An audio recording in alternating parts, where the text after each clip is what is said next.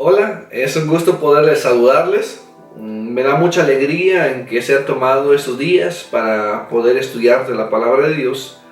El día de hoy continuaremos con el estudio en el libro Precisión de la Misión por el pastor David Platt. Y por supuesto y desde luego por las Santas Escrituras, ¿verdad? Porque son nuestra base fundamental y principal de nuestra vida como creyentes. Y el día de hoy tocaremos el tema de la suficiencia de Cristo. Y es muy importante esto de la suficiencia de Cristo, porque la semana pasada hablamos de la ofensa del pecado y que el hombre se encuentra completamente separado de Dios y no puede hacer absolutamente nada para llegar a Él. Y dijimos que afortunadamente alguien más, si lo es, alguien más le es posible llevarnos a Dios.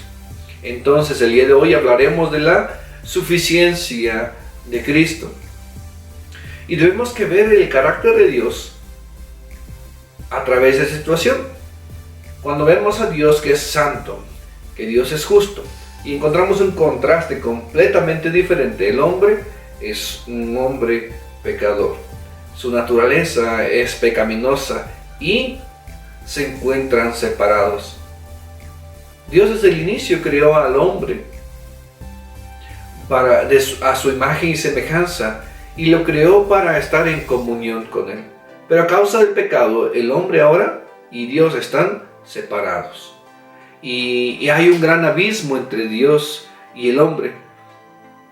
Y este abismo podemos llamarle la justicia de Dios, el cual el hombre no puede satisfacer por medio de sus obras. Porque las obras del hombre están contaminadas por medio del pecado. Y muchos me han preguntado, ¿cómo esto es posible? Yo puedo actuar bien, yo puedo hablar de una manera sana, puedo ayudar a alguien que está en necesidad. Y no dudo que muchos actúen de esa manera, tratando así de hacer buenas obras. Pero cuando entendemos la palabra de Dios, todo aquel que no está en Dios, que no ha sido justificado por Dios, sus obras son malas. En Isaías 64:6 dice de esta manera: todas nuestras justicias son como trapo de inmundicia. ¿Qué quiere decir? Que todas mis buenas obras que yo pueda realizar ya están contaminadas por el pecado. Y cuando yo se las presento delante de Dios, no es como algo limpio o puro, sino que ya están sucias y que no son agradables delante de Dios. Ahora cuando vemos al apóstol Pablo en la carta a los Romanos, capítulo 3, versículo 10, nos dice que no hay justo, ni aun uno, no hay quien haga lo bueno, no hay quien busque a Dios. Esa es una verdad muy importante, en que no hay en nuestro tiempo, en el tiempo de Pablo y en nuestro tiempo del día de hoy, no hay justo y no hay quien haga lo bueno. En el Salmos 14, versículo 1 dice: no hay quien haga el bien. Y hay muchos más versículos que nos pueden aclarar de esta condición del hombre, que por sí mismo no puede actuar en buena manera, y aún su buen actuar está contaminado por el pecado, de tal manera que sus obras no pueden satisfacer esta separación que es la justicia de Dios. No pueden saltarse a Dios porque hay un gran abismo. No pueden encontrarse a causa del pecado. Pero como estamos estudiando el tema de la suficiencia de Cristo, es ahí donde entra nuestro Señor Jesús. A causa del pecado que radica en el hombre, este debe ser castigado. En Romanos 3:23 dice: porque la paga del pecado es muerte. El salario, dice, del pecado es la muerte. Bueno, se debe que castigar. El hombre en sí mismo no busca a Dios, sino busca desviarse completamente de Dios. Y aun cuando buscase o desear encontrar la salvación, le es imposible. De tal manera que vemos a un Dios que actúa a favor del hombre, Romanos capítulo 5, versículo 8 dice: mas Dios muestra su amor para con nosotros, en que siendo aún pecadores, Cristo murió por nosotros. En nuestra incapacidad en la que el hombre llegara a estar con Dios, y no pudiendo hacer nada el hombre, entonces aparece Jesucristo. Él, el Hijo de Dios, ahora toma mi lugar, y ahora Él muere por mí, muere por nosotros, aun cuando somos pecadores.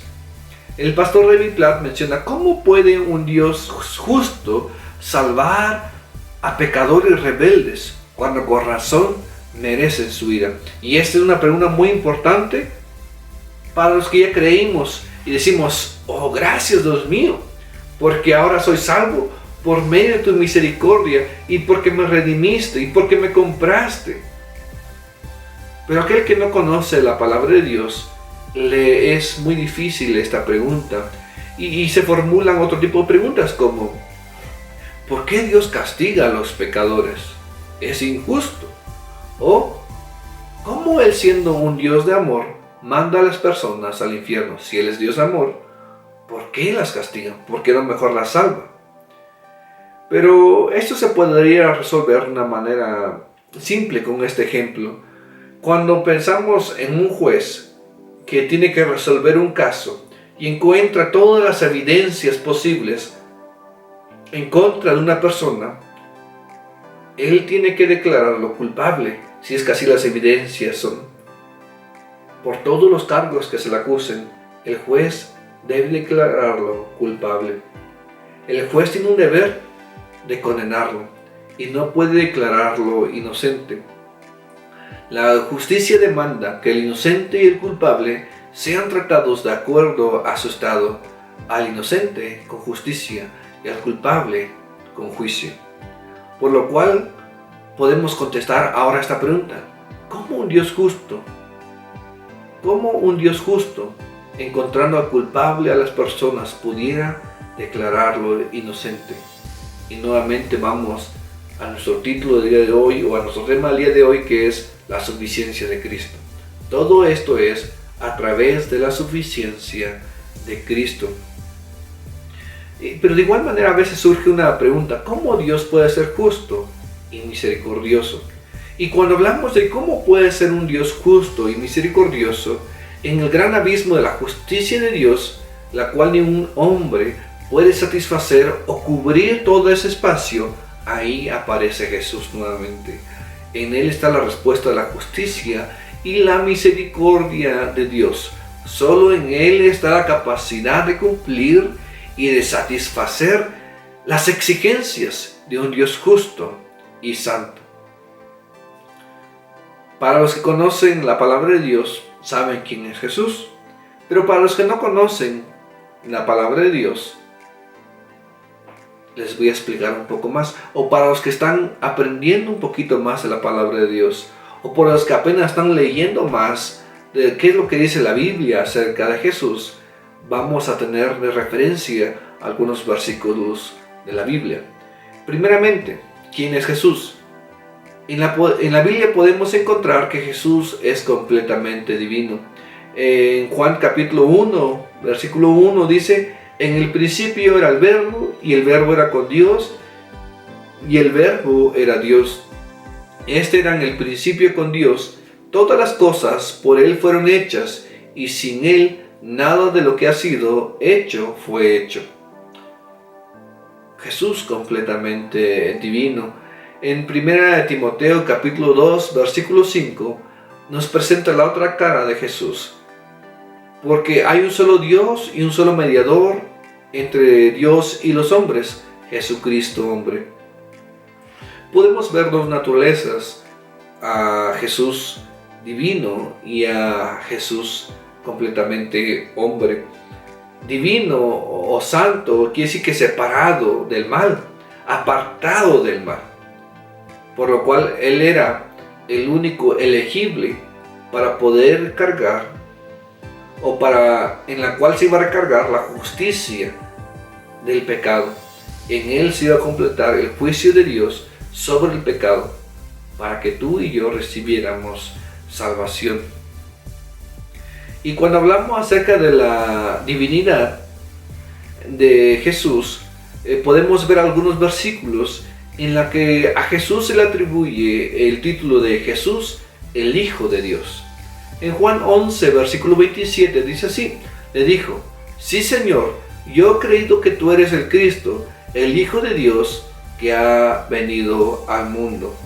En Juan 20, 31 dice así: pero estas se han escrito para que creáis que Jesús es el Cristo, el Hijo de Dios. Él, en esos versículos, se le llama Jesús el Hijo de Dios. Pero de igual manera Él recibe adoración. Mateo capítulo 14, versículo 33. Entonces los que estaban en la barca vinieron y le adoraron diciendo: verdaderamente eres el Hijo de Dios. Y eso es muy importante, hermanos que me están escuchando, en que los hebreos, ellos adoraban solamente a Dios. Y aquí vemos que no solamente le reconocen como Jesús, el Hijo de Dios, sino que también le adoran. Características muy específicas de Jesús. También Jesús sana las enfermedades. Él muestra su poder. En Mateo capítulo 4, versículo 24 dice así: y se difundió su fama por toda Siria, y le trajeron todos los que tenían dolencias, los afligidos por diversas enfermedades y tormentos, los endemoniados, los lunáticos y paralíticos, y los sanó. Jesús, el Hijo de Dios que recibe adoración, está mostrando su poder, está haciendo milagros, está sanando enfermedades corporales, pero de igual manera Jesús perdona los pecados. Y esto es muy importante porque a Jesús lo andaban buscando, porque dice: ¿cómo tú puedes perdonar los pecados? Este es un atributo de Dios. Marcos capítulo 2, versículo 5. Al ver Jesús la fe de ellos, dijo al paralítico: hijo, tus pecados te son perdonados. De igual manera Jesús resucita a los muertos. Esta es una historia que se la conoce muy bien para los que han estudiado la palabra de Dios. En Juan capítulo 11, versículo 43, cuando Jesús resucita a Lázaro, dice así: y habiendo dicho esto, clamó a gran voz: Lázaro, ven fuera. Y el que había muerto salió, atadas las manos y los pies con vendas, y el rostro envuelto en un sudario. Jesús le dijo: desatadle y dejadle ir. Los versículos que hemos estudiado o que hemos leído en este momento es para mostrar las características de Jesús. Jesús, un Dios santo, completamente divino, completamente hombre. Jesús, llamado Hijo de Dios, que recibe adoración, que perdona pecados, que sana las enfermedades y que resucita a los muertos. Este Jesús es el que nos otorga a ti y a mí la salvación. Y cuando hablamos de los atributos que solo se aplican a Jesús, esto resulta a veces incómodo. Para muchos, por ejemplo, a los musulmanes les resulta incómodo hablar de que Jesús es el Hijo de Dios. Y cuando hablamos de que Jesús es santo, que Dios es justo, que Jesús es justo, bueno, entonces las personas se ofenden, porque en su interior son pecaminosas, y al momento de enterarse que Él es así, se sienten juzgados en ese momento.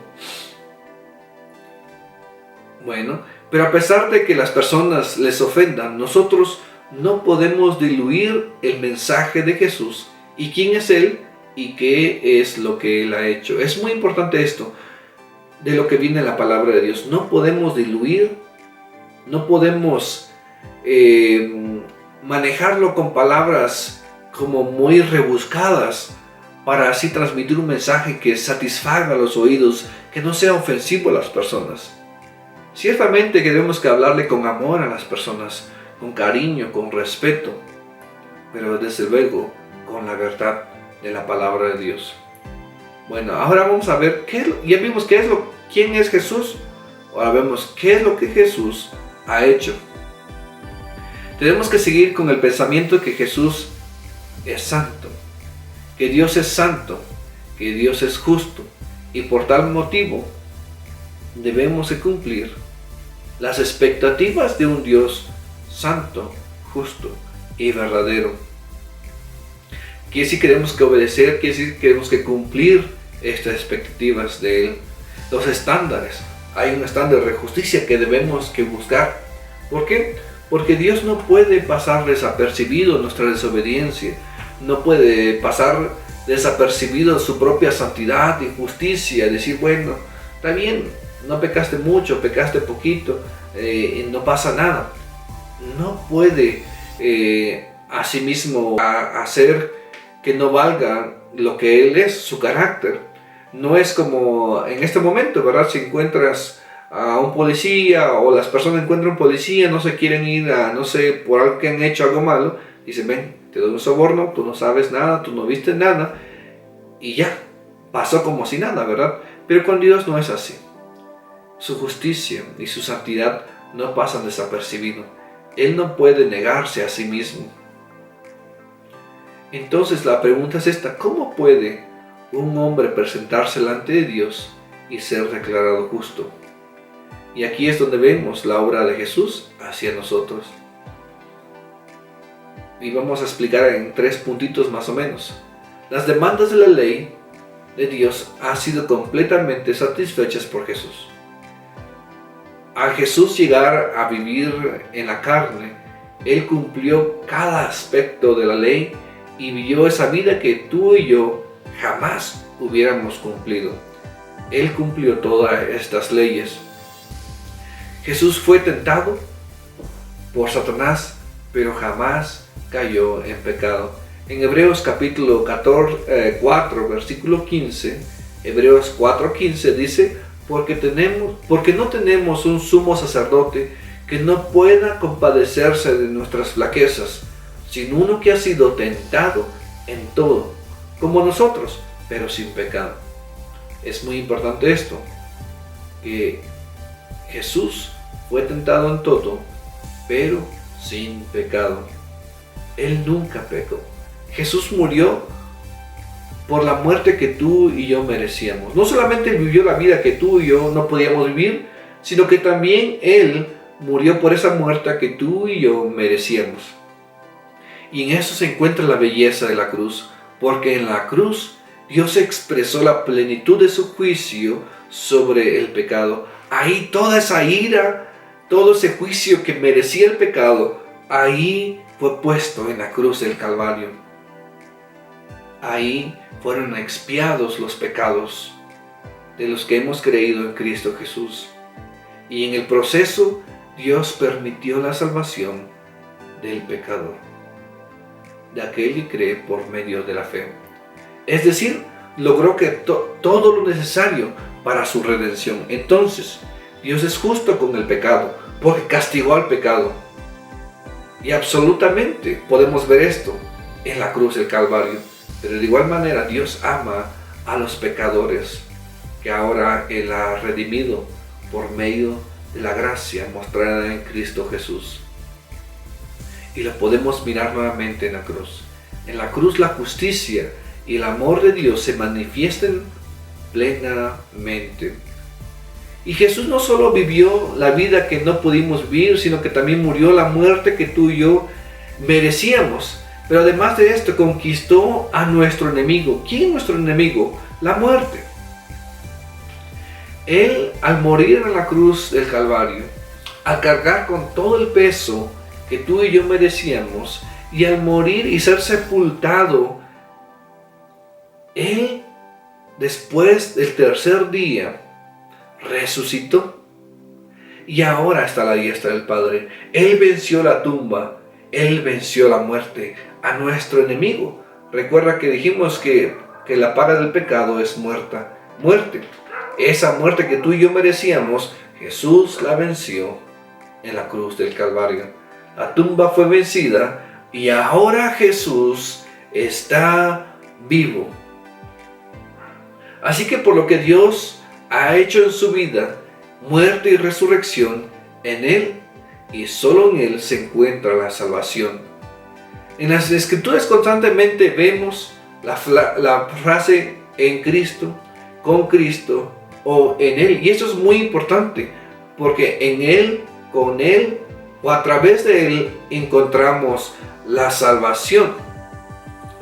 Y es muy importante mencionarlo, porque en este mundo lleno de religiones o de sectas que dicen, haz esto y vas a encontrar la salvación, haz estos 3 pasos y vas a encontrar salvación, o sigue estas leyes y vas a encontrar la salvación. En medio de un mundo que pide muchas obras para encontrar la salvación, sobresale alguien, y este es Jesucristo.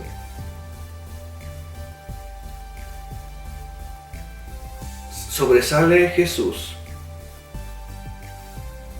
porque Cristo, a través de su vida, muerte y resurrección, en Él está la salvación. No demanda obras para nuestra salvación, sino en su vida, muerte y resurrección, encontramos la salvación. Debemos recordar esto constantemente.